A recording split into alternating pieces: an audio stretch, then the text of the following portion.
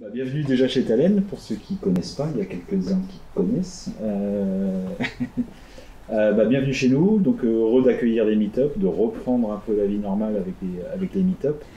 Donc on est content de faire équipe avec Whiskel pour ce premier meet-up chez Talen depuis le drame. Déjà pour ceux qui ne connaissent pas Talen, juste rapidement qui en est. Talend, c'est éditeur de solutions, c'est un éditeur de logiciels spécialisé dans tout le traitement et la chaîne de valeur de data.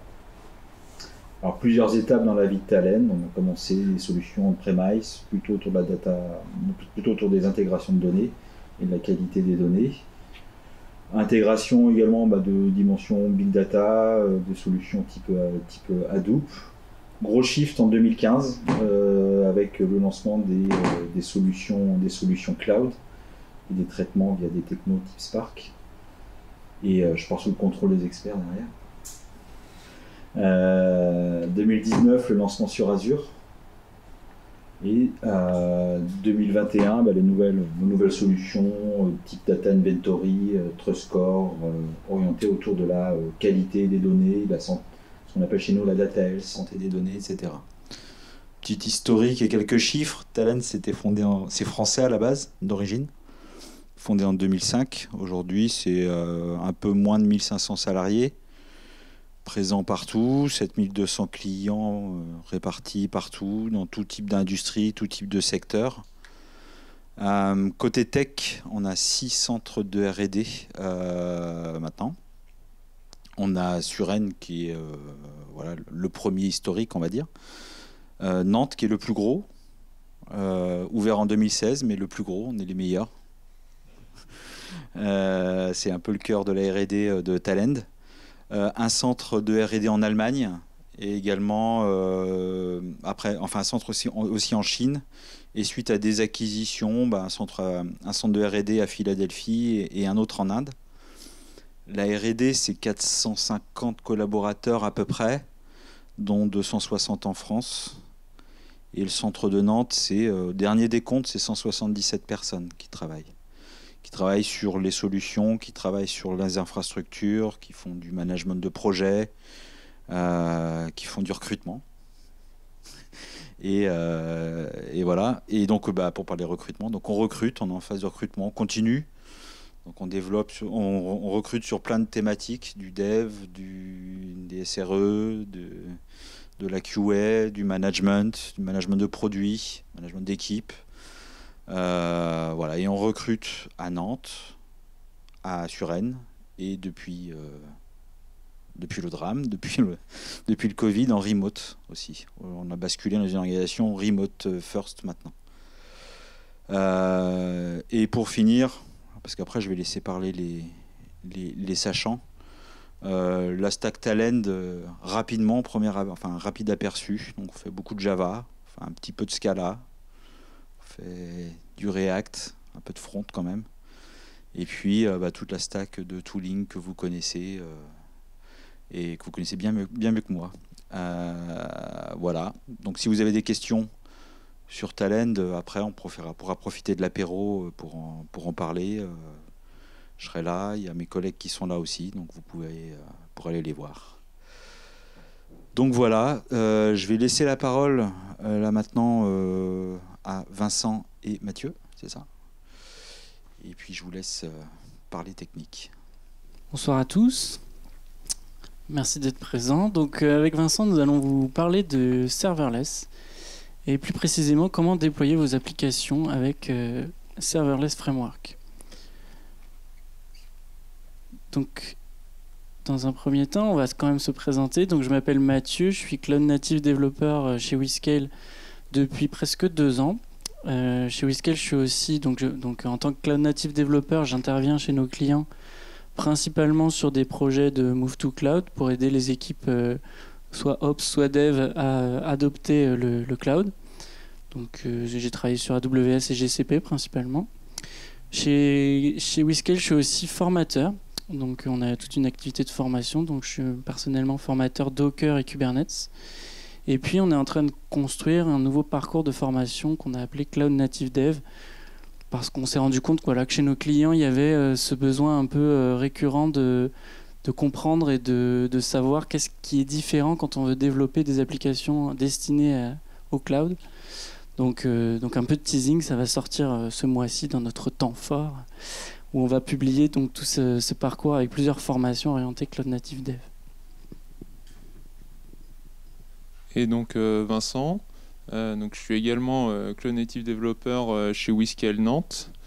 Donc moi j'ai une expertise très marquée AWS sur laquelle je suis certifié. J'accompagne pas mal nos clients dans la conception et puis le déploiement de leur application sur AWS. Et je travaille aussi pas mal avec les produits HashiCorp, en particulier sur Vault, qui est le produit sur lequel je suis formateur, et je travaille un petit peu dans le cadre du partenariat qu'on a avec HashiCorp pour travailler, faire des présentations autour d'HashiCorp Vault et mettre en place la solution chez nos clients. Et maintenant, je laisse Mathieu vous présenter le Serverless Framework. Alors, serverless, qu'est-ce que c'est? Donc le concept, vous l'aurez compris, c'est qu'il n'y a pas de serveur. Évidemment, un serverless. Bon, c'est pas tout à fait ça. On va plutôt dire qu'il n'y a pas de serveur à gérer ou à configurer. Et du coup, on préférera la dénomination Function as a Service. C'est vraiment quelque chose qu'on a du code, donc on a une fonctionnalité qu'on veut déployer et on ne veut pas savoir comment. Donc on fait confiance au cloud provider et on ne gère pas le serveur. Mais si vous tapez serverless sur Google, vous allez trouver plusieurs choses. Il y a aussi un framework qui s'appelle serverless. Donc, qu'est-ce que c'est ce framework? Ça va être un CLI, un Command Line Interface, qui va pouvoir adresser plusieurs cloud providers différents. C'est une syntaxe en YAML qui sera spécifique à cet outil, à ce framework, et c'est développé en Node.js. Donc, pour résumer, vous avez un YAML, un fichier YAML, vous allez le consommer avec l'outil en ligne de commande, avec la commande par exemple SLS package. Ça va vous fournir un nouveau fichier de description qui sera spécifique au cloud provider que vous adressez. Et c'est ce fichier spécifique au cloud provider qui sera déployé pour construire dans le cloud votre function as a service. Mais il y a aussi serverless, la société. Serverless Incorporation, Incorporated, qui développe et promeut l'outil Serverless Framework. Donc il y a aussi Perdre.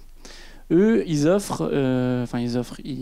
facturent une offre SaaS qui va vous permettre de déployer sur n'importe quel cloud à partir de leur service, leur application web, qui va vous permettre de stocker dans leur cloud du coup la configuration et l'état de votre infrastructure serverless, et qui va également proposer un workflow de CI/CD intégré, c'est-à-dire qu'il va pouvoir surveiller votre source de code, votre repository, et dès que vous pushez un changement, va s'occuper pour vous de déployer ce changement dans votre cloud provider en fonction de ce que vous avez configuré. Donc, trêve de présentation, on va vous faire la première démo. Donc ça, c'est Vincent qui va vous présenter sa démo. Merci Mathieu. Donc ouais, on va passer à la première démo. On va regarder à quoi ça ressemble un projet écrit en serverless. Hop, pour ça, je ne sais pas si ça va être assez gros sur vos écrans. Si c'est bon. Sinon, je peux zoomer par contre. Ok, c'est bon. Donc, de quoi ça va être composé? Donc déjà, ce qu'il faut savoir, c'est que Serverless Framework, c'est un outil qui est écrit en JavaScript. Donc d'abord, il faudra installer sur votre système un Node.js. Là, dans notre exemple, on va faire des lambdas en Python, donc il faudra également avoir Python installé. Et ensuite, on va retrouver à la racine un package lock et un package.json dont je vais me servir pour installer Serverless Framework. Souvent dans les documentations, ils vous demandent de l'installer de manière globale. Moi, je préfère l'installer via le package JSON spécifiquement par projet, parce que ça permet d'avoir des projets avec des versions de serverless différents et de ne pas avoir de problème de conflit. Donc là, je l'ai installé. J'installe certains plugins avec, je ne rentre pas dans les détails, on verra les plugins après. Et ensuite, si on regarde notre premier projet, donc on va faire une lambda AWS qui va réagir lorsqu'on va uploader des fichiers dans un bucket S3. Et le tout en Python. Et de quoi est-ce que ça va se composer? En fait, on va retrouver un fichier SRC avec nos fichiers de source Python. Donc ça, c'est pas une convention, on peut nommer le dossier comme on veut, on peut mettre à la racine notre code. Le fichier requirements avec une petite dépendance que j'ai ajoutée pour écrire mes logs en JSON. Et la partie qui nous intéresse ici, c'est le serverless.yaml. Donc c'est du YAML qui, lors du déploiement, va être converti en code CloudFormation, mais qui n'est pas du CloudFormation. Mais un petit peu quand même, on va regarder. Donc on retrouve donc la version de framework, le nom du service qu'on va déployer. On va retrouver la liste des plugins qu'on a activés. Donc en particulier, là j'ai un plugin Python qui va permettre à Serverless de gérer mes dépendances Python et de les récupérer du requirements.txt. Et ensuite, la partie importante, ça va être la partie provider. Donc ici, on va déployer sur AWS.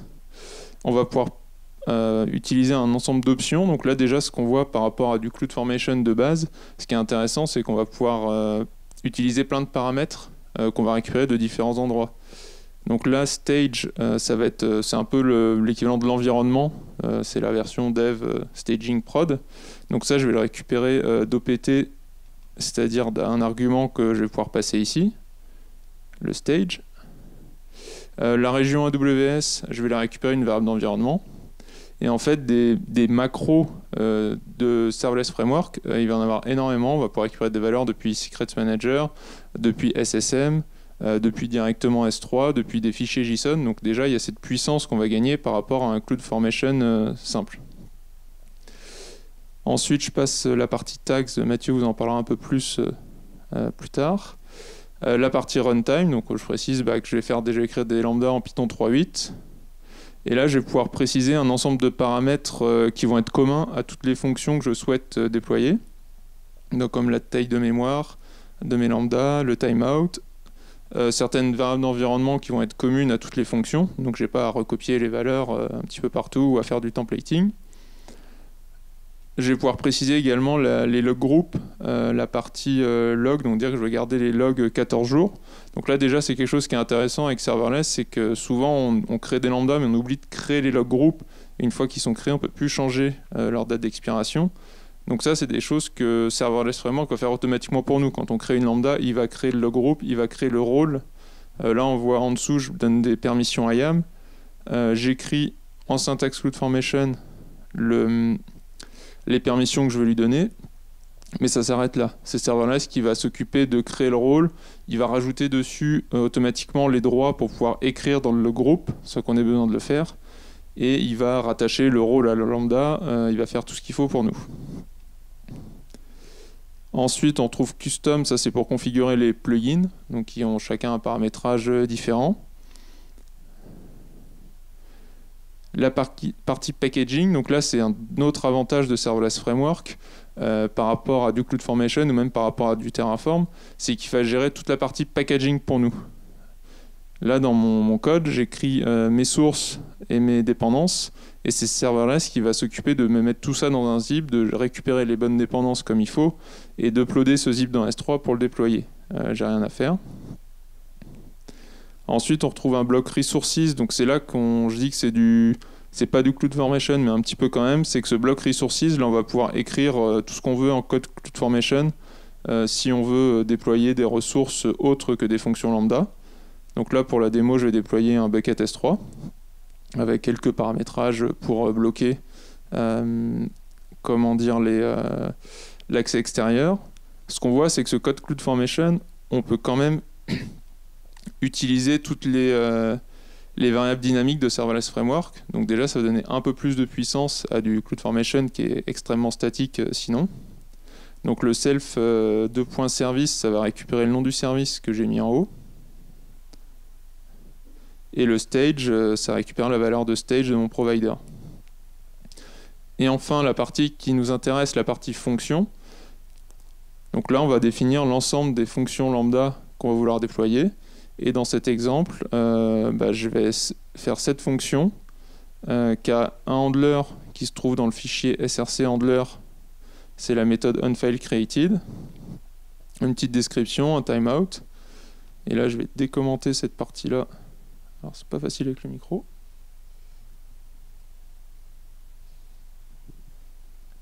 Et donc là, c'est aussi l'intérêt de Serverless Framework, c'est que pour les events, là, j'ai juste à préciser que je veux que cette fonction elle réagisse à des events depuis ce bucket S3 avec tel type d'event.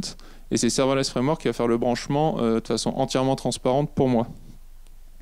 Au niveau de ce qui va être supporté, on va retrouver à peu près tout ce qui est supporté par AWS. Le produit est bien maintenu. Il gère vraiment énormément de types d'événements. Et donc à chaque fois, on retrouve une méthode très simple. Voilà, si je veux réagir à des fils SQS, et ben je mets event de type SQS et c'est Serverless Framework lors du déploiement qui va venir faire tous les branchements nécessaires entre SQS et entre ma lambda. Donc là, si on prend notre exemple, ben on va essayer de le déployer. Alors je l'ai déjà déployé, c'est juste faire une modification.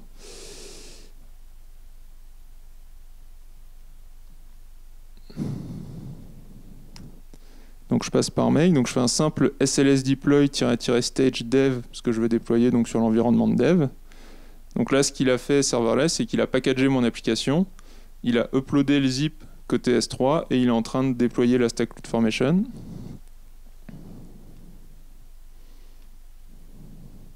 Donc là, on voit que l'update est in progress.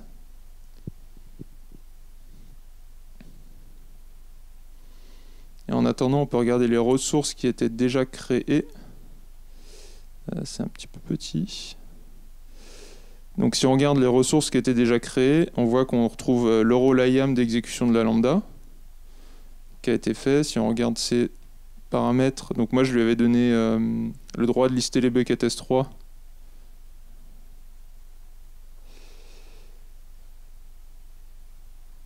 Et on voit que sa policy, il lui a rajouté automatiquement, donc c'est là que ça devient intéressant. Comme je voulais qu'il réagisse à des events S3, j'ai pas eu besoin de définir, de trouver les bonnes permissions IAM à mettre. C'est Serverless Framework qui les a mis automatiquement pour moi. Ah non, ça c'est la lambda, pardon, c'est la custom resource qui attache les permissions, qui attache l'event. Il passe par une custom resource pour attacher l'event au bucket S3 existant, qui est quelque chose qu'on peut pas faire en standard autrement. Et il est là, mon autre rôle.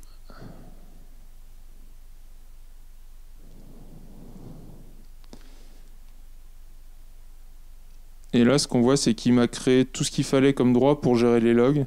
J'ai pas à le faire, c'est fait de façon transparente. Et ensuite, on peut aller voir, donc on a le log group, le bucket deployment, donc ça c'est un bucket qui est créé automatiquement aussi sur lequel le zip de notre code va être uploadé pour déployer la lambda. On n'aura pas à le gérer. Et puis le bucket que j'ai demandé de créer. Et donc maintenant, si on va voir dans S3,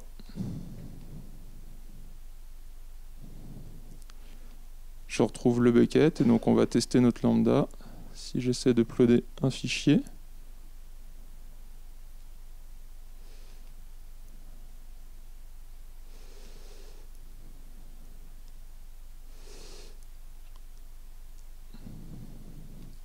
On va aller voir si ma lambda c'est bien exécuté. Donc là on voit son event. Le code source je ne vous l'ai pas montré, c'était juste un petit formateur pour écrire les logs en JSON et puis un onFileCreated qui log juste l'event qu'on reçoit. Et donc on va aller voir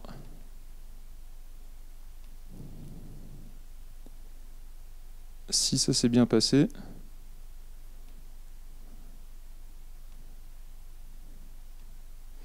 Et donc on voit que j'ai bien mon message, donc ma lambda s'est bien déclenchée lorsque j'ai uploadé un fichier dans le bucket S3. C'était tout pour cette première démo, et maintenant je vais laisser Mathieu reprendre la main.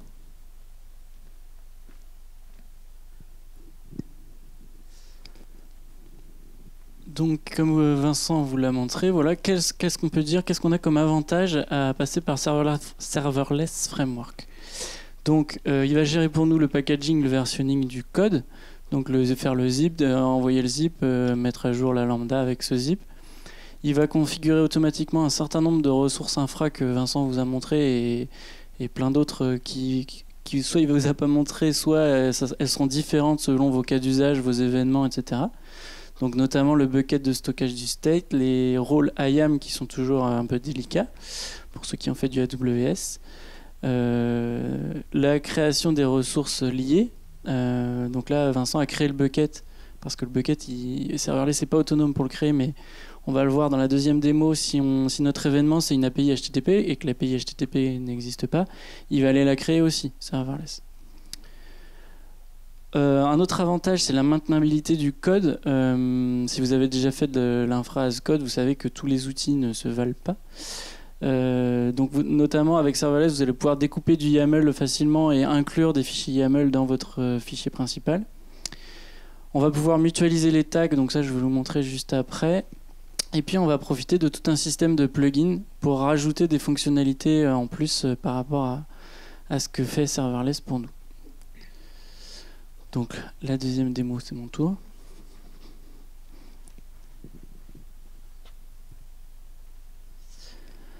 Donc dans cette démo-là, on va déployer ensemble une petite fonction qui répond à des appels HTTP.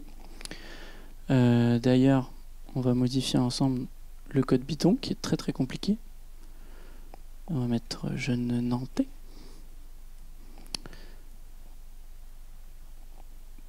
Ça, c'est la preuve que la démo n'est pas déjà déployée. Donc, comme Vincent, j'utilise le provider AWS. On va en reparler juste après. J'utilise quelques tags que je vais vous montrer juste après où est-ce que ça apparaît après dans les ressources. Et puis, j'utilise le plugin Prune.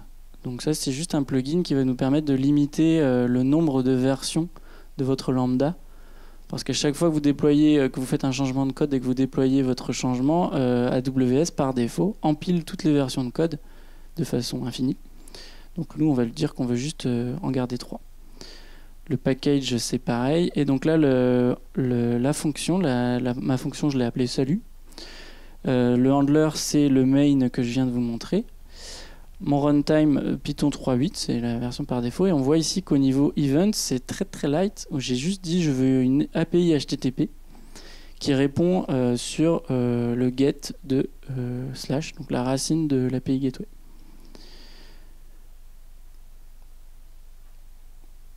Donc là, on va faire le SLS deploy ou make API deploy. Et pendant que ça déploie, parce que la stack, je ne vous ai pas montré, mais la stack CloudFormation n'existait pas avant. Donc oui, pour ceux qui ne sont pas familiers à AWS, CloudFormation, c'est le nom de l'infra as code. Pour déployer de l'infra as code, l'outil intégré à AWS. Donc là, il y a les ressources qui sont en cours de création, mais voilà, elles n'existaient pas jusqu'à 19h07. Et pendant que ça se déploie, je vais vous montrer un petit peu quand même comment ça fonctionne. Vous vous souvenez du schéma du début où on prend le YAML serverless, on le transforme en cloud spécifique descriptor et ensuite on le déploie. En fait, c'est pas magique. Le fichier généré pour CloudFormation parce que je veux faire du AWS, il est stocké ici dans .serverless. Il y a deux fichiers, il y a le create stack et le update stack. Dans le create stack, on va retrouver des informations sur le deployment bucket, donc le fameux bucket qui est inclus par défaut avec tout déploiement de lambda, et la bucket policy associée. Et dans le deuxième fichier JSON, on va retrouver tout ce qui est spécifique à mon fichier serverless.yaml, avec notamment la référence au deployment bucket qui a été créé juste avant, le log group que vous a montré Vincent, les rôles, les différents rôles ici, et évidemment la lambda, donc la function as a service qui pointe vers un repo de déploiement. Les versions de lambda avec des codes calculés automatiquement pour que dès qu'un fichier Python change, ce code soit invalidé. Mon API gateway du coup, HTTP API qui va être déployé pour l'occasion. On voit ici que j'ai pas eu besoin de le spécifier. Les permissions, l'intégration avec l'API vers la lambda et la route pour dire tout ce qui est get, ça va vers la lambda salut. Donc normalement ici, c'est déployé. Et donc en output, parce qu'il y a aussi des outputs, j'ai ici l'URL de ma nouvelle API Gateway. J'ai pas les raccourcis.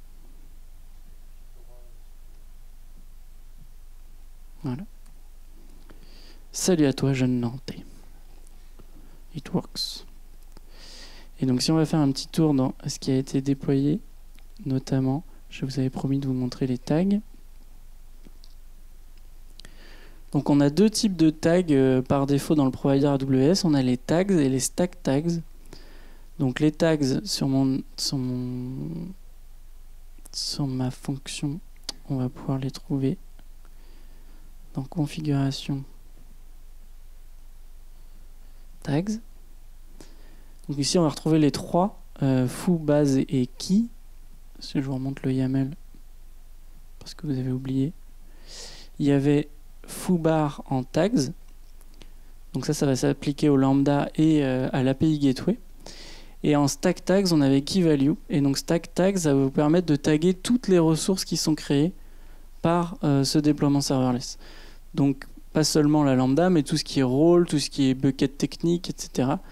Pour mutualiser un peu vos... En général, ça sert surtout au FinOps, mais ça sert en gros à classifier vos ressources pour savoir d'où elles viennent et à qui elles sont utiles. Serverless va nous centraliser ces précieuses informations. Je crois que je vous ai tout dit. On repasse au slide.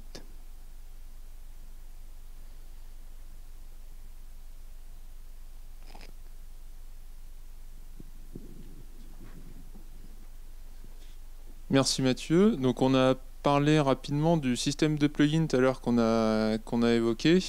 On propose une liste de plugins qui nous paraissent assez intéressants quand on veut démarrer sur Serverless Framework.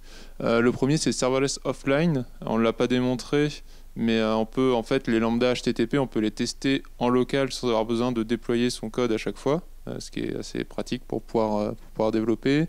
Le Python Requirements qui va charger nos dépendances automatiquement. Le prune plugin pour éviter d'avoir un nombre de lambda énorme qui s'accumule quand on utilise le versionning. Ça marche aussi pour les layers, c'est assez pratique pour les layers de lambda.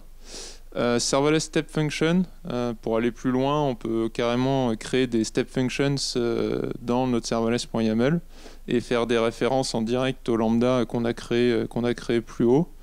C'est des fois un peu galère à maintenir, mais ça reste pratique pour les déployer. Et le .env plugin pour charger des variables d'environnement directement à partir de fichiers .env.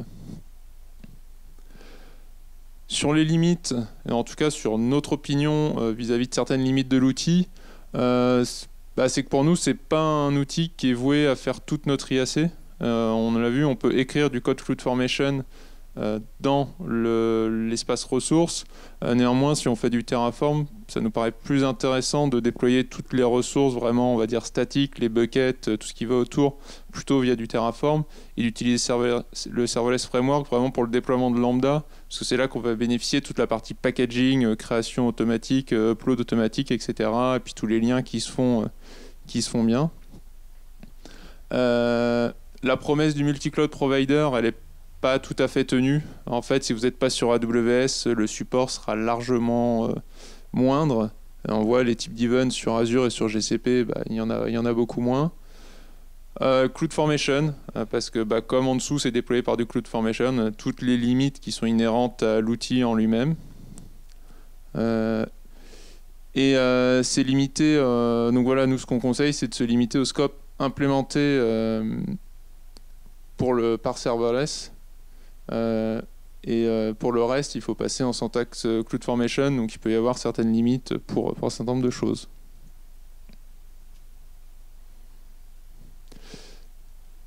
Pour aller plus loin, ce qu'on n'a pas montré ici, ça va être la gestion des différents stages, pour si on a besoin de déployer plusieurs environnements dans le même compte AWS ou même dans différents comptes AWS pour nommer. On l'a vu dans le nommage des ressources qu'on a créées, il ajoutait le nom du stage automatiquement. Alors ça, c'est un plugin qui a été développé par un de nos clients. On peut faire des canary deployments avec ce plugin de Lambda. Donc ça a été développé par BetClick et c'est disponible en open source. Et ça sera intéressant s'il y a des gens qui ont de l'expérience sur AWS SAM, le Serverless Application Model, qui est un outil qui vise à faire la même chose. Pour aller plus loin, ce sera intéressant de comparer un petit peu les deux outils pour voir les avantages et inconvénients de chacun. Pour finir, on recrute sur WeScale Nantes. On est là depuis 2 ans déjà, mais on recrute donc sur Nantes, sur Paris, puis également en full remote. On a aussi lancé une agence en full remote depuis quelques mois.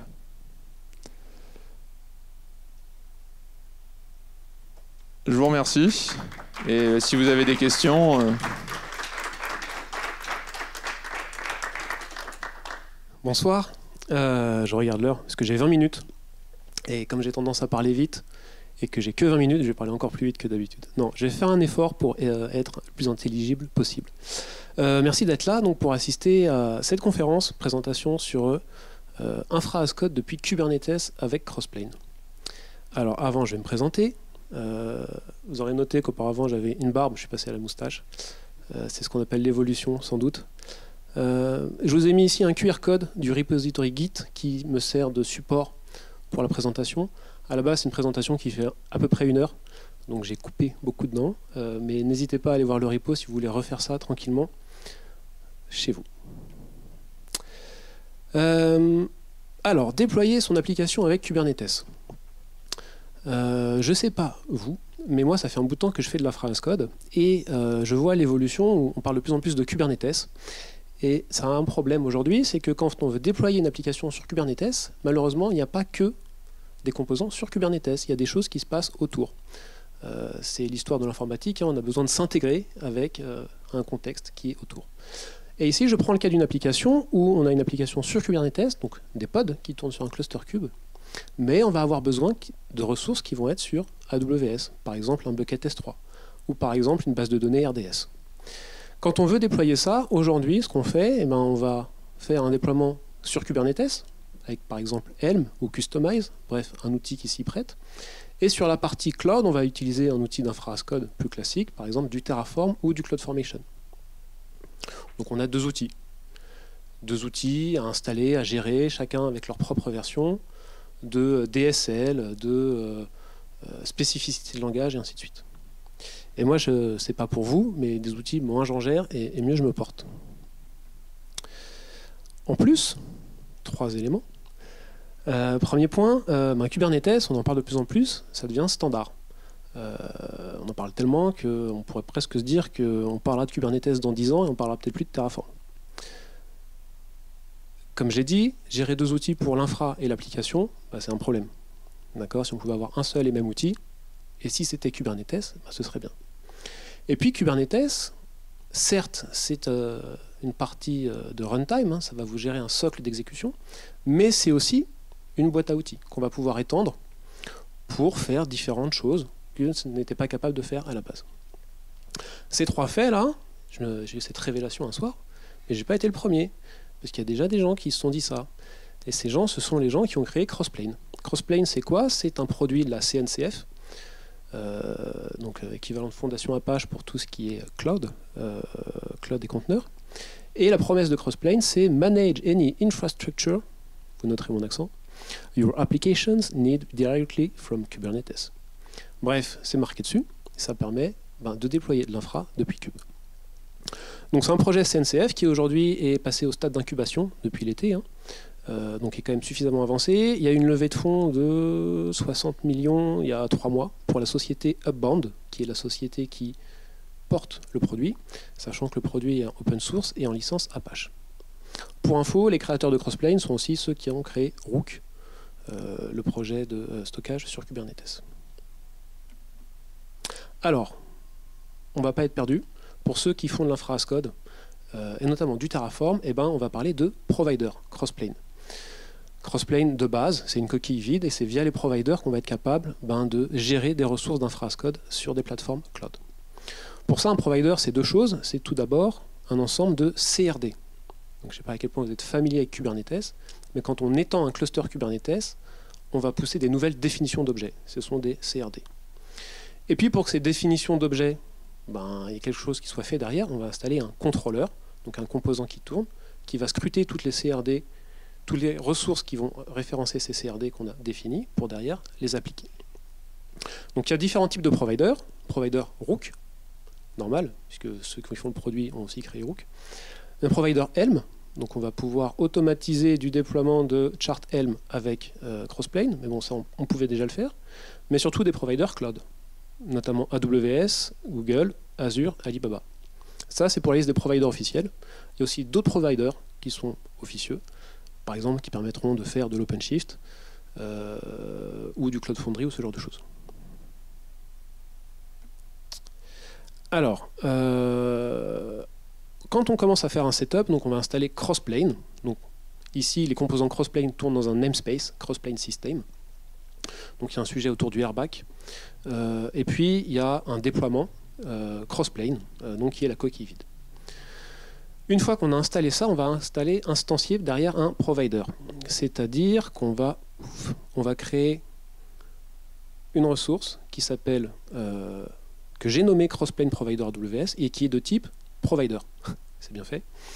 Quand on déploie cette ressource avec certaines valeurs particulières, notamment on lui dit type AWS, et bien derrière, au niveau de mon cluster Kubernetes, je vais me retrouver avec tout un ensemble de nouvelles CRD portées par ce provider, notamment de l'EC2, du S3, plein d'autres ressources. On peut faire du CloudFront, on peut même créer des clusters EKS avec Crossplane. Bref, on peut faire beaucoup de choses. Et pour que ça soit fonctionnel, il va falloir que mon provider, je lui dise comment se connecter à Amazon. Pour ça, je passe par un secret et une configuration. Provider config AWS Crossplane, où je vais indiquer notamment la région Amazon et le secret à utiliser. Une fois que j'ai fait tout ça, en gros, je suis prêt à synchroniser des ressources entre mon cluster Kubernetes et Amazon. Alors, concernant les providers, donc il y a tout un ensemble de documentation. Je vous ai mis le lien, la doc est plutôt explicite. Donc là, on a un exemple d'une ressource VPC. Donc, kind VPC, c'est ce qu'on retrouve en haut, dans le groupe d'API EC2, AWS, Crossplane, IO, V1, Beta. Bref. Une ressource Crossplane, ça a toujours la même structure. Puisque c'est un objet Kubernetes, on va retrouver un champ spec, comme un pod spec, comme un déploiement, ce genre de choses. Et dans le spec, on va trouver des attributs, notamment le for provider. Et c'est dans cet attribut for provider qu'en fonction de l'objet qu'on va créer, ici un VPC, je vais devoir indiquer un bloc CIDR. Puisque pour créer un VPC sur Amazon, il me faut un range réseau, un CIDR. Si je devais créer une autre source, cette structure for provider aurait une autre structure avec les autres attributs que je devrais renseigner. Donc on retrouve une notion de spec, les spécifications que l'on donne, et derrière sur l'objet, le contrôleur Crossplane va me mettre à jour mon statut. Ça c'est pareil, c'est du standard Kubernetes, qui est en gros le statut de l'objet. Est-ce que l'objet il est bien synchronisé? Si oui, quels sont les attributs? Et en boucle, je vais vouloir faire des réconciliations. Donc là, on crée un VPC. Très bien. Dans les faits, ça se traduit par ce fichier YAML là, assez simple, kind VPC, metadata, un nom, et un spec for provider, la région et un range réseau. Quand je fais un kubectl apply de ce fichier, je vais me retrouver derrière avec le même objet, mais traité par le contrôleur et le cluster Kubernetes, et donc il va être enrichi par un certain nombre d'attributs. J'ai notamment une annotation dans les metadata qui est Crossplane IO external name. Ça, c'est l'ID du VPC qui a été créé côté AWS. C'est intéressant puisque cette mécanique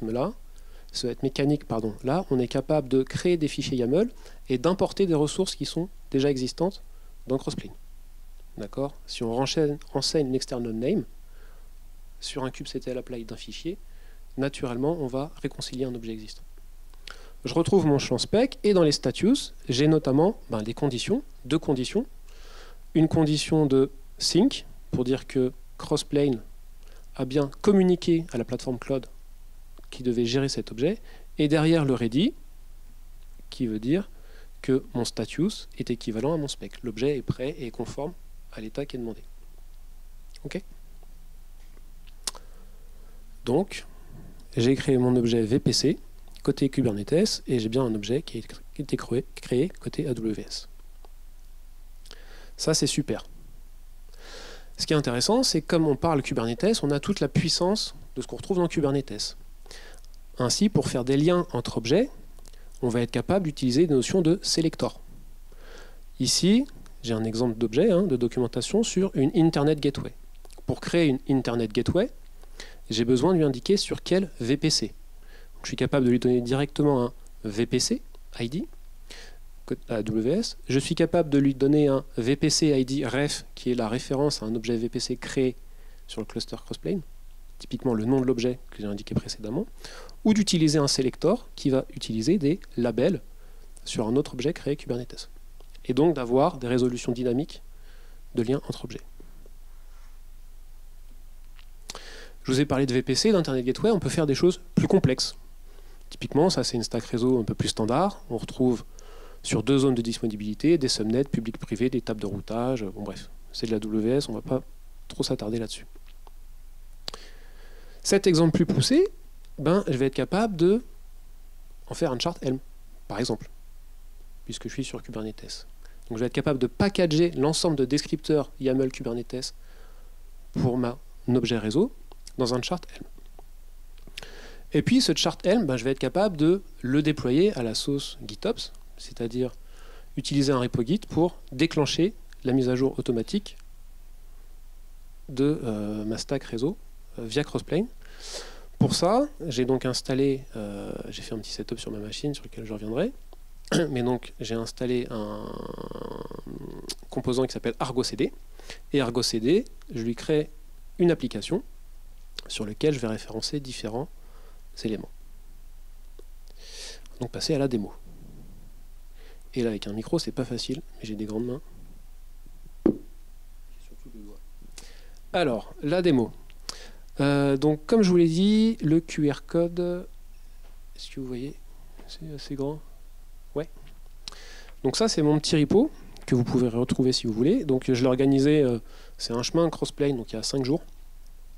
Mais comme là on n'a que 20 minutes, on va s'arrêter au 2e jour. Donc sur mon laptop, j'ai installé un cluster Kubernetes dans un minikube. Sur ce minikube, j'ai installé Argo CD, donc qui me permet de faire du déploiement GitOps. Et pour me connecter à Argo CD, je vais d'abord lui faire un petit port forward pour me connecter à la console.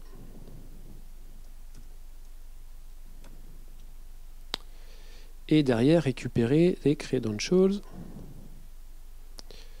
Hop, puisque tout ça tourne en localhost.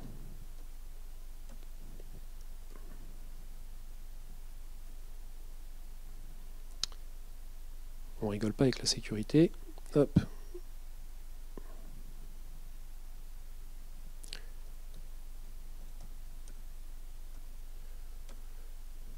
Pouf. Donc là, je suis connecté sur Argo CD qui tourne sur mon cluster Kubernetes, sur lequel j'ai aussi installé Crossplane. On voit qu'il n'y a rien. On est content. D'un autre côté, je vous montre ce que j'ai sur mon AWS. Pareil, je vais zoomer. Donc là, je suis sur la région Paris. Si je rafraîchis ma page, j'ai encore une fois rien. Je suis content. Mais je vais avoir des choses après, vous inquiétez pas. Donc il n'y a pas de VPC, il n'y a pas de subnet, il n'y a rien. Une fois que ça c'est fait, je vais être capable derrière de... Hop.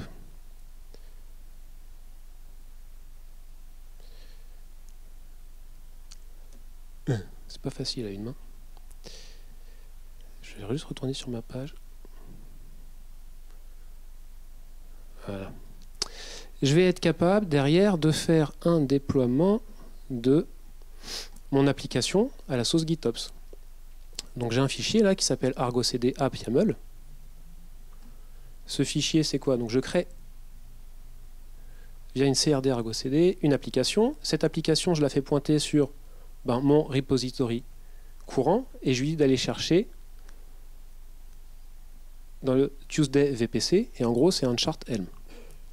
Donc on va pas trop s'attarder là-dessus. Chart Helm ça veut dire quoi? Ça veut dire que j'ai un ensemble de values, donc des ranges réseau, et puis des templates. Et dans mes templates, je retrouve des définitions de ressources Crossplane.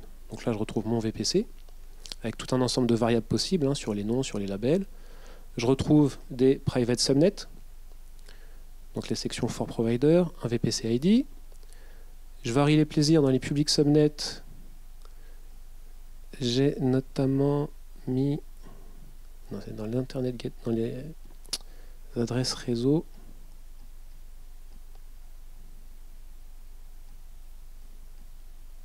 Bref, j'ai un ensemble de ressources que je déploie. Donc je vais créer mon application. Pour ça, j'ai une ligne de commande à passer. Désolé pour le scroll un peu violent. Pouf!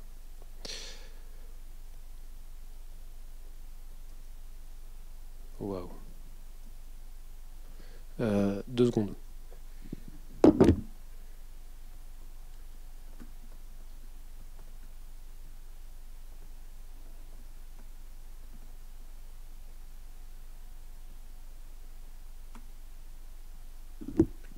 Voilà, ça va mieux. Donc là, j'ai créé mon application côté Argo CD. Mon application est apparue. Elle ne se synchronise pas automatiquement. Donc ce qu'il me dit, c'est que il va vouloir créer toutes ces ressources. Si là, je lui fais synchronize, pouf, pouf, pouf, il est en train de mouliner et il me crée tout un ensemble de ressources. Si maintenant je vais me connecter côté Amazon, je vois bien mon VPC qui est apparu avec mes subnets, mes tables de routage, l'Internet Gateway, et ainsi de suite. Donc je suis content. En général, là, les gens applaudissent. Très bien. Ce que je peux vous montrer aussi... Waouh!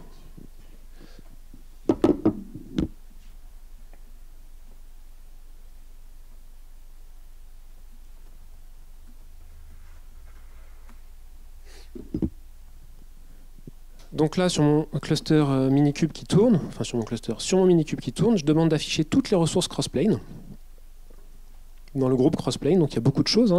Je retrouve mes configs de provider, donc une config pour AWS, du Helm que j'ai pas utilisé là, mais je suis capable d'en le faire. L'installation des providers en eux-mêmes, en complément des providers config, et puis toutes les ressources que j'ai créées via mon Argo CD, donc des adresses, des Elastic IP qu'on appelle adresses ici, les NAT Gateway, mon Internet Gateway, les subnets, les VPC, les tables de routage, et puis tout un ensemble de références posées par Crossplane, des provider config usage, pour s'assurer que si on supprime l'objet, il est bien les éléments capables de le faire supprimer côté cloud, bref, ainsi de suite. Alors, une fois qu'on a dit ça, qu'est-ce qu'on peut en conclure? Déjà, c'est bien, ça fonctionne. Ça permet de déployer de l'infra depuis Kubernetes. Mais il y a quand même une grosse rupture avec ce qu'on fait traditionnellement sur du Terraform ou du CloudFormation. On n'a plus de drift. En gros, là, ce qu'il faut voir, c'est que mon cluster Kubernetes, il tourne en permanence et il fait des réconciliations en permanence. C'est-à-dire que pour chacun des objets, à une certaine fréquence, il va appeler AWS, il va faire le delta entre ce qu'il doit appliquer, et s'il y a un delta, il va vouloir le résoudre. Et ça, en continu.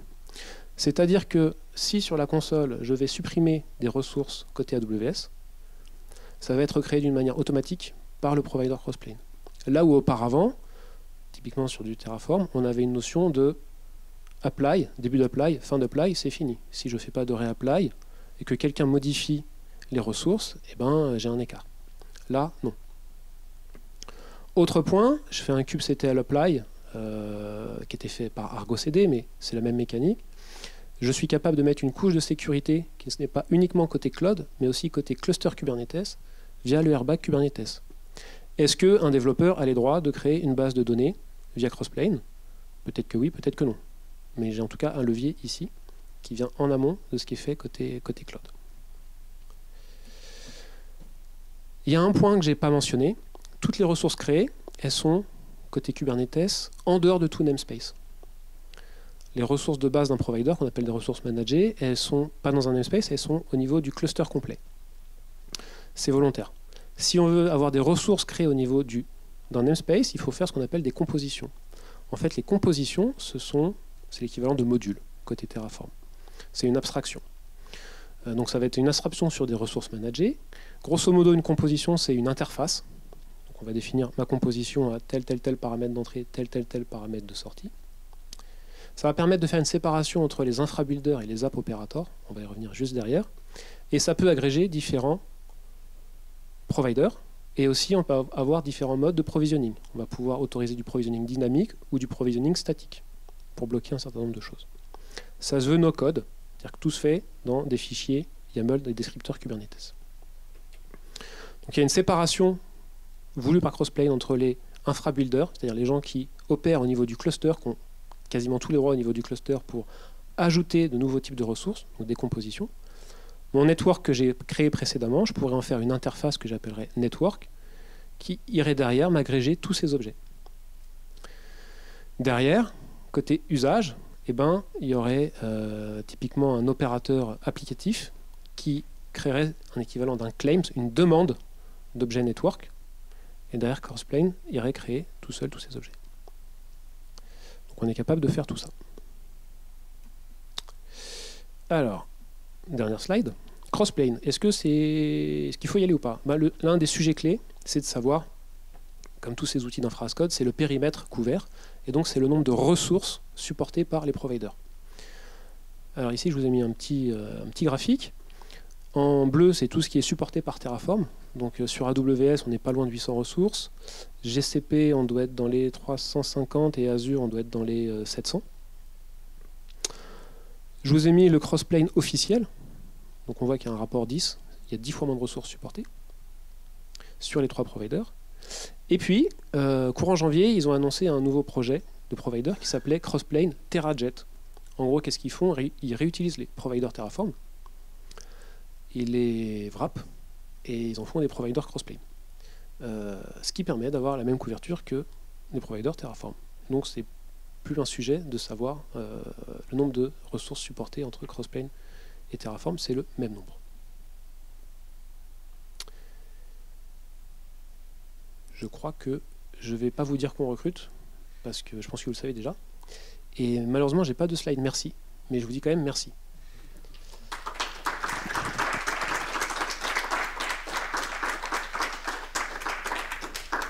Est-ce qu'il y a des questions?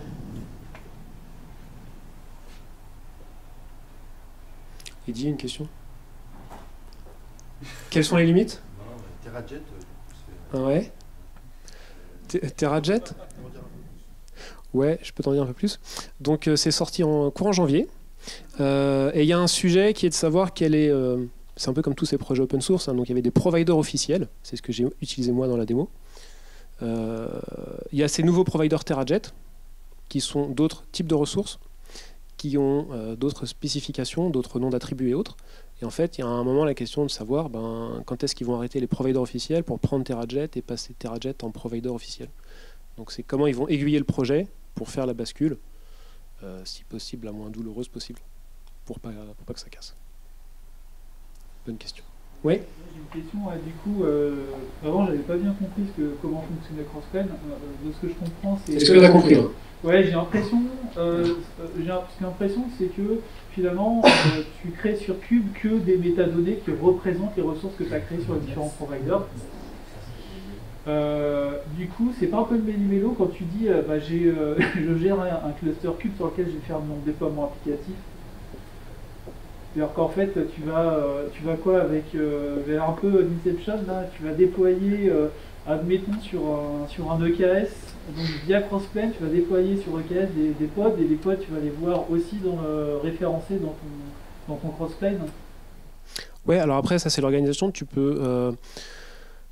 En fait, tu peux faire des nœuds cerveaux parce que tu as des providers Helm. En fait, dans des designs qui sont poussés, tu as un cluster qu'ils appellent seed, le premier cluster. Depuis ce cluster, tu es capable de créer d'autres clusters Crossplane, de t'y connecter, de pousser Crossplane sur ces nouveaux clusters avec les configurations de providers et d'avoir des notions de clusters avec des hiérarchies différentes qui vont te gérer des déploiements locaux. Mais l'idée, c'est bien de mélanger de l'infra et de l'application. Donc c'est-à-dire que il peut y avoir un cluster sur lequel j'ai aussi bien, je vois sur le même cluster des ressources Crossplane et des pods applicatifs. Exactement. Ah ouais.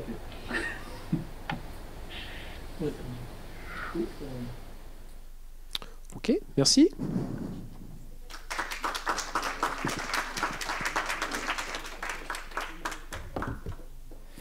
Bonjour à tous, je m'appelle Mathieu, je suis dans l'équipe SRE de Talend et je vais vous parler de nos stacks techniques pour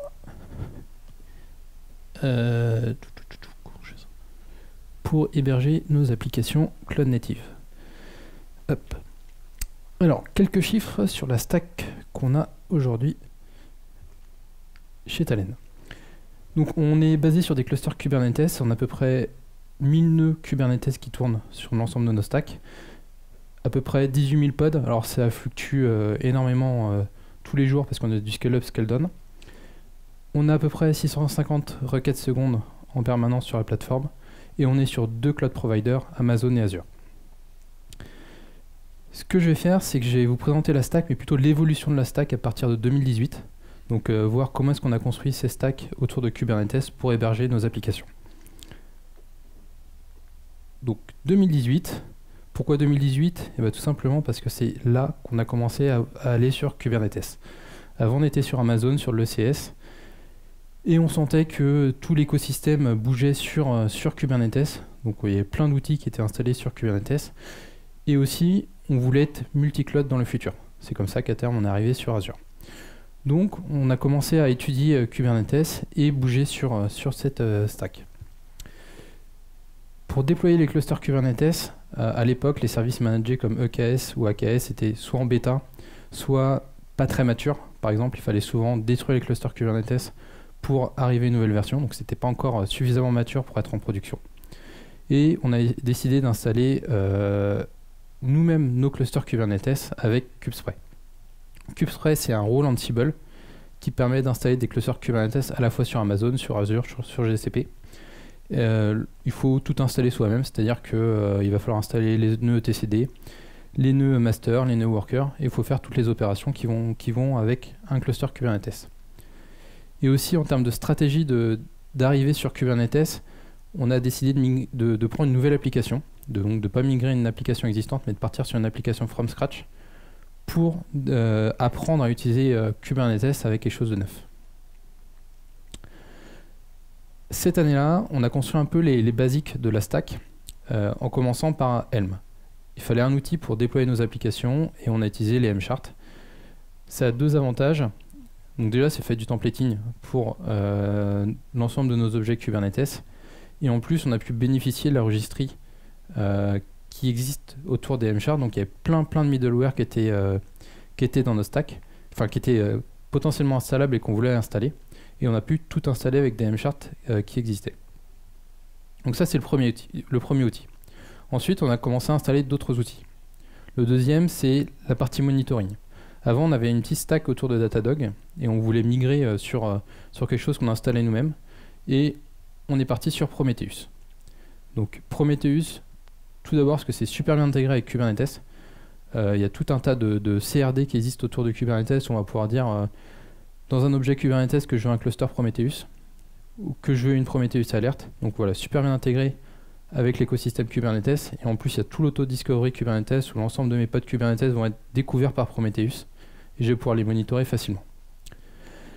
Pour l'installer, on a utilisé le Prometheus Operator, qui est un opérateur fourni par CoreOS qui va s'installer facilement sur Kubernetes. Tout ça, encore une fois, installé avec un Helm-chart.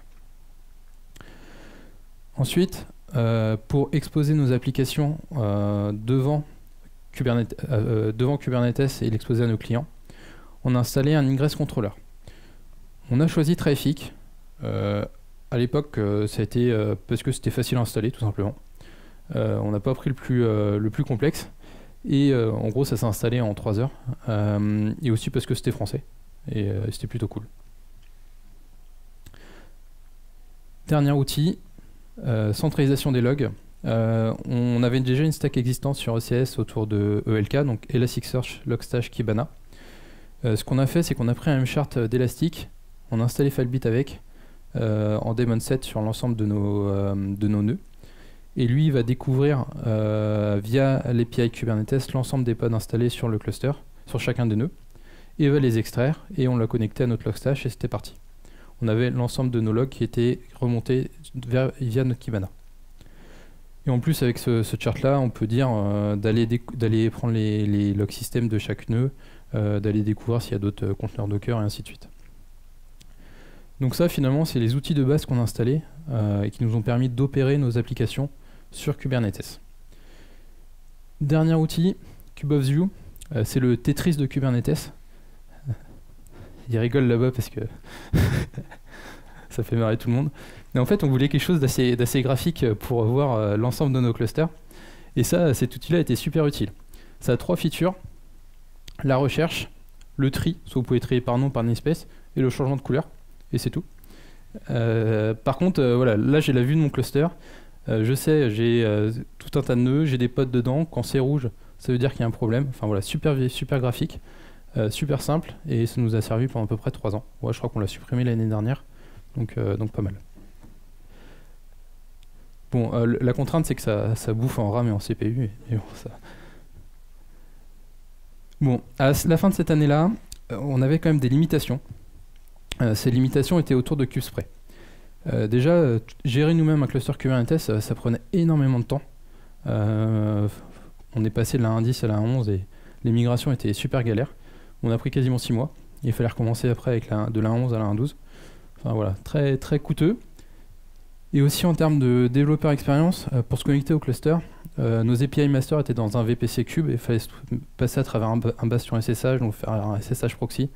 C'est super complexe et pas très engageant pour des développeurs pour aller sur Kube. Du coup, 2019, en fait, tout l'écosystème autour, notamment d'EKS, a pas mal évolué. Et on s'est dit, on va migrer nos clusters sur EKS. Et là, bon, c'était top. Déjà, on n'avait plus à gérer Enfin, on devait quand même gérer des montées de version, mais c'est un appel d'API à Amazon. On ne devait plus avoir à gérer les dépendances de Kubelet avec l'API serveur et tout.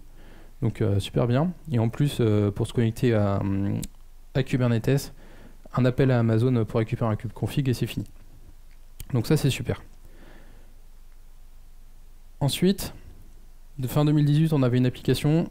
2019, on décide de tout migrer sur Kubernetes. Du coup, on se retrouve avec plein d'applications sur les clusters. Donc là, les migrations étaient progressives. Et on a appris à gérer de plus en plus d'applications. On est devenu beaucoup plus mature sur l'opérabilité des applications sur Kubernetes. Et donc, on a énormément évolué sur cette partie-là. Autre chose, Talend a annoncé la sortie de Talend Cloud sur Azure.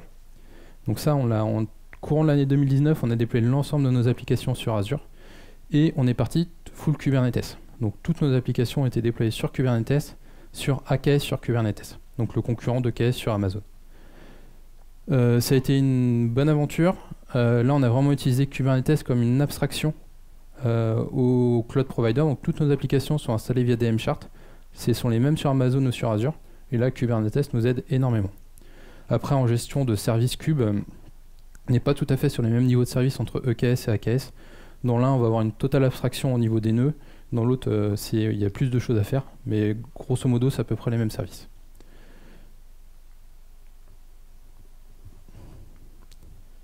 Autre chose, cette année-là, on commence à maturer un peu plus sur le type de workload qu'on va avoir sur Kubernetes. Et là, par exemple, Prometheus, on commence à avoir des limitations sur le temps de rétention des données. Et on se dit, bon, il faut un autre outil pour gérer des données plus long terme. Et on installe Thanos. Donc il y avait 2 outils sur le marché, Thanos Cortex. On fait un choix d'aller sur Thanos parce que l'architecture nous plaît un peu plus. Du coup, on installe Thanos. Et là, on commence à scaler un peu sur notre système de monitoring. Et aussi, on commence à gérer de la data. Donc avant 2018, on n'avait pas du tout géré de données sur Kube, à part les PVC Prometheus, mais bon, c'était pas très critique, on va dire, on perdait des PVC et c'était pas grave. Là, on installe un Zookeeper sur Kube, et donc là, on commence à être un peu plus sérieux sur la gestion de la donnée sur Kubernetes, la gestion des full sets, des PVC, des snapshots des PVC, et ainsi de suite. Et on commence à maturer sur cette partie-là. Après, c'était pas un back-end super critique, non plus, parce que c'est surtout pour Kafka, donc, mais c'était quand même un premier back-end qu'on opérait sur Kubernetes. Donc ça, c'est pour l'année 2019. Maintenant, 2020. 2020, j'ai revenu un peu sur les déploiements applicatifs qu'on faisait, donc c'était des mcharts. Par contre, il fallait pousser ces mcharts sur les clusters. Pour simplifier ces déploiements, on avait créé un rôle Ansible qui permettait de déployer ces mcharts sur Kube. Et par contre, à chaque déploiement, il fallait que quelqu'un fasse du Ansible install mon mchart avec telle et telle variable. Ça c'était bien, mais il y avait quand même des limitations. Déjà c'était du mode push, donc fallait si j'avais 50 mchart, il fallait faire 50 fois la commande. Et ensuite, Ansible c'est bien, mais pour un développeur c'est quand même faut installer Ansible avec toutes les dépendances Python, tous les autres modules qui va avec. Donc on s'est dit on va changer ça. Et la partie GitOps arrivait sur 2020 avec notamment Flux. Enfin ça arrivait un peu avant, mais on s'est dit là il est temps qu'on y aille. Et du coup on est passé les déploiements applicatifs, on est passé du mode push au mode pull avec GitOps. Et on a commencé à faire des déploiements prod juste en mergeant une pull request. Et ça c'est quand même top. Il n'y avait plus d'erreurs manuelles déjà. Je pouvais plus me tromper d'environnement quand je poussais mon application. C'était super simple et on avait un niveau de granularité juste phénoménal. Et du coup on a commencé à gagner en vélocité de mise en prod et à faire des déploiements de plus en plus petits. Donc ça c'est pour la partie GitOps. Ensuite, on a aussi migré de plus en plus de l'infra qu'on avait avant sur ECS sur Kubernetes. Donc après les déploiements applicatifs, on s'est intéressé à essayer de supprimer notre stack ECS. Donc une partie de notre stack de monitoring, enfin de login pardon, on l'a fait migrer d'ECS à Kubernetes, donc les Logstash par exemple. Notre outil de tracing qui était Zipkin, on l'a aussi migré sur Kubernetes. Donc voilà, on a commencé à réduire toute la stack legacy, parce qu'à cette époque-là, ça commençait à être bien legacy. On a commencé à la migrer d'ECS à Kubernetes. Et on était plutôt content, en plus avec Flux, c'était plutôt facile à opérer.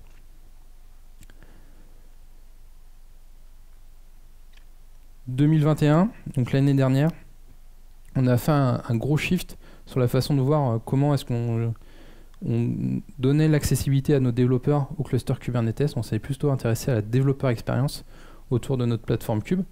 Parce que le but c'est quand même que les équipes opèrent leur application sur Kubernetes et du coup il fallait des outils qui soient faciles d'accès.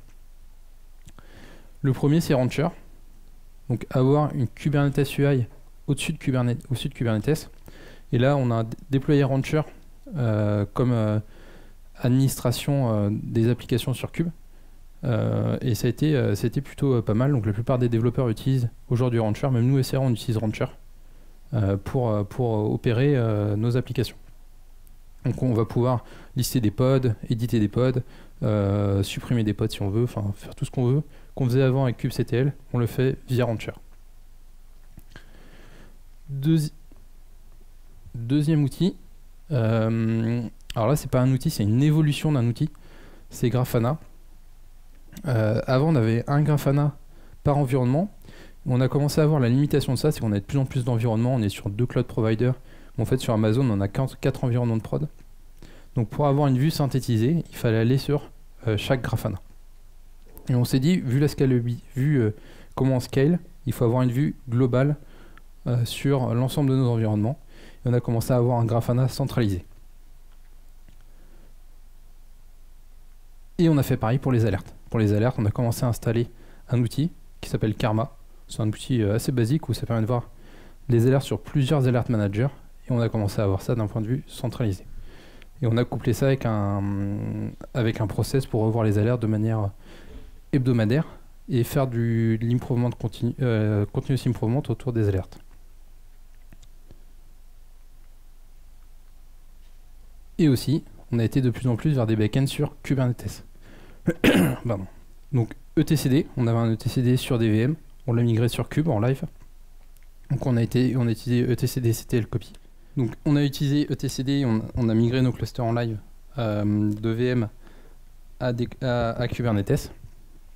Et aussi, on a commencé à installer Streamzy. Donc on a installé des clusters Kafka sur Kubernetes. Donc là, on a vraiment commencé à utiliser des backends de données sur Kubernetes avec des workloads beaucoup plus critiques que le Zookeeper dont j'ai parlé précédemment. Donc ça, c'était pour l'année dernière. Et grosso modo, on n'a eu aucun problème. Que ça soit Streamzy ou Kafka ou etcd, ça marche nickel. Début d'année, de cette année, on a fait un autre changement. Donc avant, on avait du Zipkin. Pour les traces, on est passé sur Grafana Tempo. Donc l'outil de Grafana Lab pour les traces. Ça a un avantage, c'est que les traces, je les ai dans Grafana. Donc ça, c'est Grafana Tempo. Donc on va avoir, pour une requête, je vais voir l'ensemble de mes services par laquelle la requête est passée. Donc je vais pareil sur Zipin, mais l'autre avantage, c'est que Grafana, on commence à l'avoir pour les traces, les métriques et les logs. Donc en un seul outil, en une seule vue, je peux avoir sur mon application trois types de données différentes. Donc des métriques, des traces, et je peux même avoir des logs. Et ça ça commence à être sympa. Grafana commence à centraliser l'ensemble des données qu'on a sur la plateforme. Et aussi, on a commencé à aller plus sur du FinOps, et sur Kubernetes notamment, on a installé KubeCost. Donc là, on est au tout début de cette aventure, je dirais, sur le FinOps. Mais voilà, le premier outil est installé, maintenant il faut apprendre à l'utiliser et s'améliorer dessus. Et donc aujourd'hui, si je résume un peu la stack qu'on a, je la résumerai comme ça.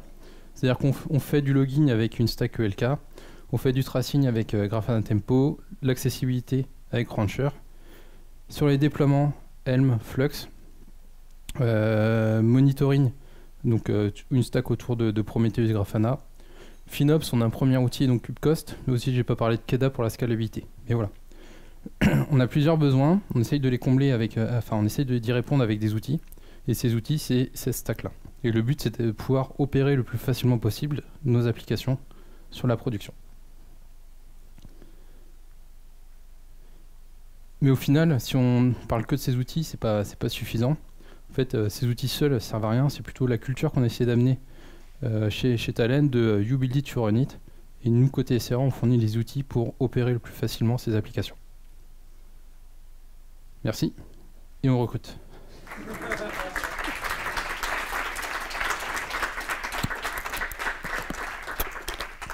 S'il y a des questions. Pour quel cas tu as fait comment pour la persistance? Alors on a des PVC, mais après, ce qu'on fait, c'est que on a 5 nœuds sur chaque cluster, et du coup les données sont répliquées suffisamment pour que même si on perd un ou deux pods, c'est pas très grave, quoi.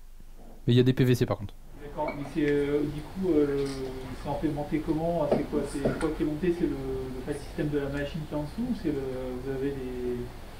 vous avez des volumes ailleurs? Enfin, c'est quoi le système de fichiers? Ah oui, ok. Ah, c'est des PVC classiques sur Amazon ou sur Azure, donc c'est des EBS qui sont montés sur le host. D'accord. Et au niveau... Ok, et ça pose pas de problème au niveau IO pour Kafka, ça? Non, on n'a aucun problème du tout. C'était notre crainte aussi. Alors on les a mis sur des node pool dédiés, quand même au cas où, mais en fait, on pourrait même les bouger sur notre pool principal, ce serait pas un problème. Et on StreamD, grosso modo, on est très content. Les updates se font super simplement. Monitoring, c'est quand même top. Tout est intégré avec Prometheus, il y a tout ce qu'il faut. Du coup, c'est pas mal.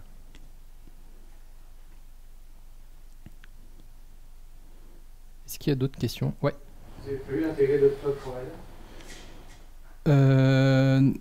Pas aujourd'hui. Pas aujourd'hui. Ça peut-être un jour, mais en tout cas aujourd'hui, il n'y a pas le besoin côté business d'intégrer d'autres cloud providers. Alors si un jour on devra aller ailleurs, ce sera sûrement Google, mais aujourd'hui c'est pas prévu au moins pour cette année. Mais oui, enfin je pense qu'un jour on y arrivera. Ouais. Après, ça serait je pense moins important que le jour où est-ce qu'on est passé qu'on a installé Azure. Azure, ça a été un très très gros chantier, mais maintenant qu'on a à peu près tout sur Cube, c'est quand même beaucoup plus simple aller sur un autre cloud provider. Sur les alertes, Ouais. les notifications, ça c'est Ouais. Alors, ouais, on a du on-call. Après, nous, l'équipe SRE, on est sur les 3 zones géographiques. Donc, on a un gros centre en Europe, en Nantes, sur Eindhoven, mais aussi on a des personnes en Chine et aux US. Ce qui fait que la nuit, il y a toujours du monde ce qu'on appelle en business hours, donc qui est là. Et le week-end, on a de l'astreinte. Et là, ça passe par Opgenie. Donc, notre Prometheus, enfin notre alert manager est lié avec Opgenie. Et là, bah, du coup, on se fait réveiller en cas de besoin si les alertes sont critiques. Si c'est non critique, on ne se fait pas réveiller.